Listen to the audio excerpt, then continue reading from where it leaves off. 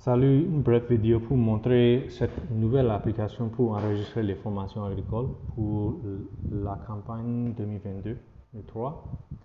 Donc, je suis connecté en tant qu'utilisateur test. Vous pouvez utiliser SN ou ML, AG, test, et puis un chiffre 1 jusqu'à 20. Donc, il y a plusieurs options. Une fois que vous connectez et allez sur Start, vous allez voir 3 menus ici. Le premier que je vais vous montrer, c'est juste une liste de villages. Donc, ça, c'est les différents villages qui sont attribués à vous avec leur zone village et les modules qui ont été déjà enregistrés. Maintenant, tout ce qui est ici, c'est juste un formulaire pour ajouter des notes. Si vous avez des choses à noter à vous-même plus tard, peut-être un contact dans le village ou bien un meilleur moment de faire des formations ou bien quelque chose, un avertissement pour vous plus tard, vous pouvez ajouter ça ici. Et ces notes seront toujours visibles en bas ici. Donc je vois la note que je viens de mettre dedans. Donc, prochaine liste, c'est formation.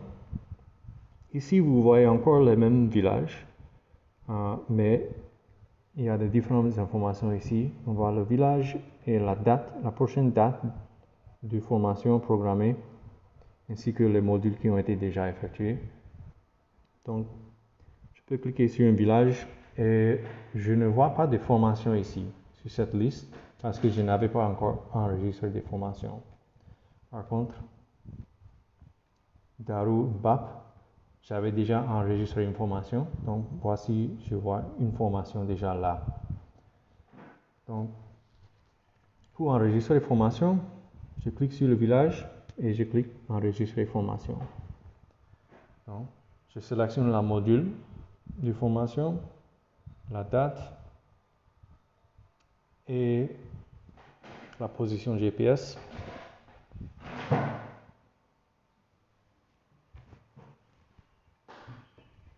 Et maintenant, il y a un élément dans cette application qui est différent de l'année passée. Si tu étais là l'année passée, cette année, tu serais présenté avec une liste de tous les clients, tous les ID clients qui ont été jamais inscrits dans ce village depuis le début de MyAgro. Donc, essayez de trouver les clients qui étaient présents, même si c'est quelqu'un qui n'est pas encore inscrit cette année. Souvent, les gens qui n'ont pas encore inscrit, on peut toujours voir leur liste, leur nom sur cette liste. Mais dans le cas où quelqu'un n'est jamais inscrit avant, mais il a inscrit à la formation même, on ne va pas voir cette personne sur cette liste. Mais si on regarde la liste, cette liste va s'actualiser chaque jour. Donc, si vous synchronisez, la liste va être mise à jour avec les nouveaux clients. Donc, si quelqu'un est inscrit à la formation, vous pouvez revenir peut-être dans un jour ou quelques jours et probablement à ce moment, le VE allait synchroniser son MyAgro Connect et si vous synchronisez, vous allez aussi voir cette nouvelle personne sur la liste. Donc, je vais cocher les gens qui étaient présents dans ma formation.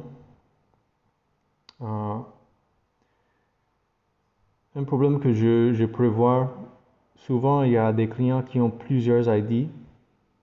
Ils ont été inscrits sur des différents ID dans le passé. Vous pouvez discuter avec vos superviseurs quoi faire, mais je pense peut-être demander au client quel est l'ID qu'il utilise actuellement et utiliser ça là. Donc voilà, j'ai coché des clients et je vais les voir. Résumer ici le nombre de clients et leur nom. Et maintenant, ça me demande combien de personnes étaient présentes qui n'ont jamais été clients. Donc, là, je peux dire combien sont là, qui n'étaient jamais clients, alors ils ne sont pas sur la liste. Et ça a calculé le total pour moi qui est 8 plus 5, 13. Et je dois indiquer le nombre de femmes et le nombre d'hommes. Et je dois vérifier que le total de ces deux égale à 13. Sinon, ça va me donner une erreur. Combien de producteurs ont fait un paiement? Ça, c'est le nombre de producteurs qui ont fait au moins un paiement. Donc, c'est pas le nombre de cartes, c'est le nombre de producteurs qui ont fait des paiements. Donc, ça va aussi exiger que ça soit moins que le nombre de participants à la formation. Et ça va demander aussi la valeur totale de leur paiement.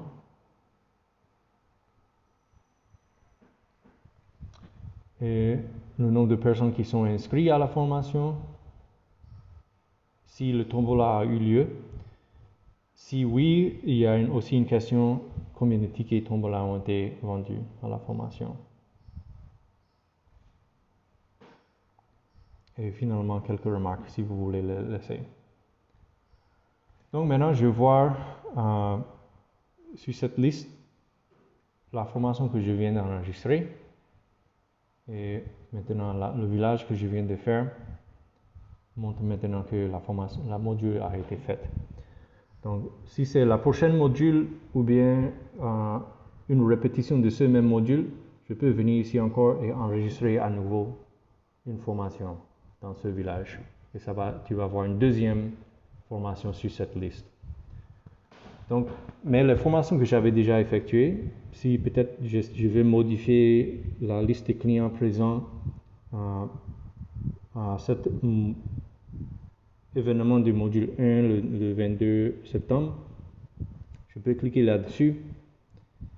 Je vois les données que je viens d'entrer, ainsi que les statistiques du village, et je peux corriger le formulaire. Donc,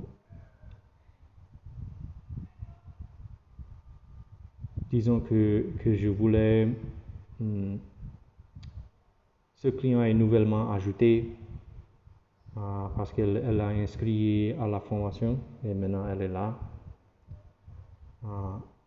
Le nombre de clients est changé de 8 à 9. Et peut-être aussi je vais modifier ceci parce que ces personnes peut-être se trouvaient dans cette chiffre de 5 avant, mais maintenant ils sont sur l'autre liste, donc je ne veux pas les compter deux fois. Donc peut-être je veux changer ça à 4.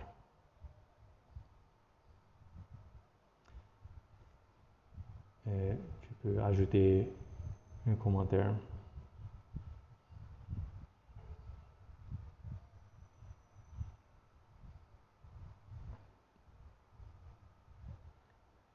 Et voilà. Si je reviens dans ma liste de formations faites, trouver le village, voilà.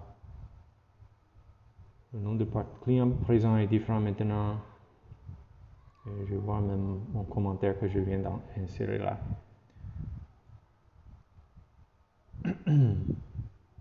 Alors, c'est comme ça. Et une dernière chose à vous montrer, il y a aussi un formulaire en bas ici, feedback, idées, suggestions. Donc, je pense que si vous avez rencontré quelque chose sur le terrain qui est intéressant et vous voulez partager, c'est un endroit où vous pouvez faire ça. Ou bien si vous voyez qu'il y a une potentielle amélioration avec le contenu de la formation, ou bien le format des formations, ou bien avec les matériels que vous utilisez, n'importe ce que vous avez, nous vous encourageons de soumettre ça ici. Donc, première question, si vous avez entendu des bonnes techniques qu'il faut partager, décrivez-les ici. Peut-être des techniques innovantes qu'un producteur fait dans son champ, ou bien une technique de conservation de semences que quelqu'un pratique que vous voulez partager. Donc, vous pouvez mettre ça ici. Et peut-être des mauvaises techniques qu'il faut déconseiller. Ça aussi, c'est important à partager. Des difficultés, peut-être une difficulté qui est commune que vous voyez, mais qui est important à signaler à le reste de votre équipe. Ou bien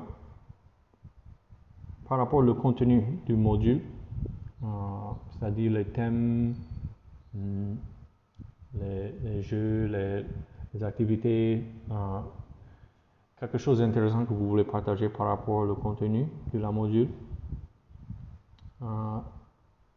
Retour intéressant sur la formation ou le matériel, peut-être le format de la formation même, ou le manuel, le cahier d'image, si vous avez